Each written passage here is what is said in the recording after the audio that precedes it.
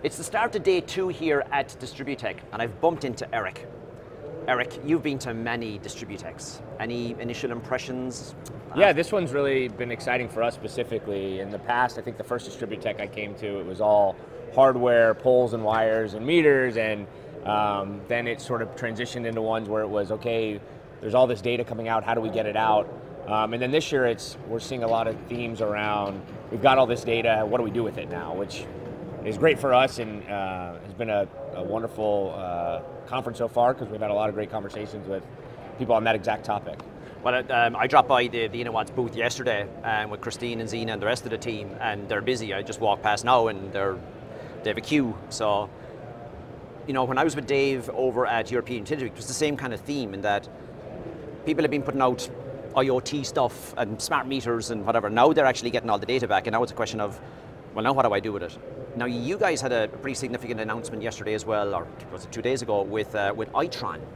Yeah, so Itron, one of the market leaders in smart meters, have hundreds of millions of meters across the globe, and they have the exact same problem, or they have the exact same thing that they're seeing from their customers, is they're getting all of this data and they're not quite sure what to do with it. And customers have gone to them and said, a thematic view that they've heard from their customers is, we want to be doing more with our data. And so Itron obviously sells software in some regards, but in some places where it makes sense to partner, they've decided to partner with companies like Innowatts that can give best-in-class solutions to their clients. And so I think you're seeing that. We're seeing the same thing too with, they want to use data in more ways throughout the business than just kind of, they've either had an analytics teams and they're collecting that data and saying, okay, how can we use it across the entire organization? And so I think from our standpoint, that's the right way to approach it, and we partner with companies like that that have access to that data.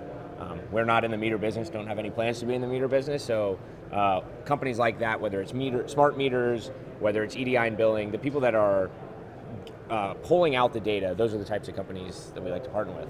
Now, the types of data being the smart meter data, you guys then ingest that, but it's not that you just do it for one company, because you do it for all, well, assuming they want it, but you take the data from, I don't know, 34 million meters around the planet today. Yeah. So you can get a lot more insights than just the meter or the company with its own million meters. That's exactly right. The benefit to our clients is they get the insights and the training of our model that's built on 34 million meters, and it's this flywheel effect. I mean, our models are getting more accurate, stronger, quicker. The more data every single day. So we're ingesting data, and so from their benefit, yes, you've got, if you're a 500,000 or 1 million or even a 5 million meter utility, you've only got your own data to train your own tools and algorithms and models. And I think a key part from our selling point is that our models are trained on those 34 million meters, and it's not just a one-time thing. It's a flywheel effect that continually makes them stronger, better, more accurate, and we have very high aspirations to continue to grow that number. So as we do so, and it's not just the meter, it's also the breadth, and it's the variety, if you will, of meters. So it's from all across the globe, commercial, residential, true, distributed generation, just the more variety and flavor, if you will, of types of meters just continues to add to the database. And then, as I understand it, you've got your core analytics, but on top of that you put the different, let's say, modules, forecasting and the customer engagement and whatever. So that's how you turn the data into value, right? Yeah, that's exactly right. So getting out the data, the initial, is sometimes a bit of a tricky piece. We've streamlined that and made that a lot easier. But yes, our platform is modular, so we see that if whether it's load forecasting, we start with that. It's our hope, and we've got great success on this in sort of a land and expand model to add more modules over time. Okay, so you can build them on. That's the hope. I mean, we track things from a kind of a revenue per meter per standpoint, and that's a big goal of ours, is getting more value from on the Innowatts side per meter, but also delivering more value to our clients.